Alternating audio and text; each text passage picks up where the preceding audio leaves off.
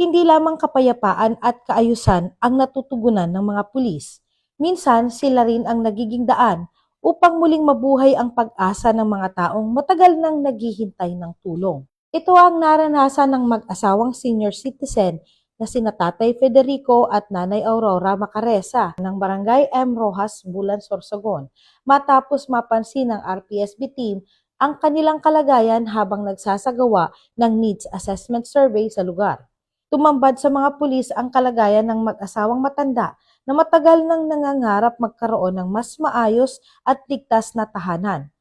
Sa pamamagitan ng pag-ambagan at voluntaryong pagtulong para sa mga materyales at paggawa, sinimulan ng mga nakaraang linggo ang pagpapatayo ng bagong bahay para sa mag-asawa. Bagamat hindi pa ganap na natatapos ang kanilang tahanan, unti-unti nang nabubuo ang isang simbolo ng malasakit, pagkakaisa at pag-asa. Para kina Tatay Federico at Nanay Aurora, ang bahay na ito ay hindi lamang bagong tirahan. Isa itong paalala na sa panahon ng pangangailangan, may mga kamay na handang umalalay at may mga pusong handang makinig at kumilos.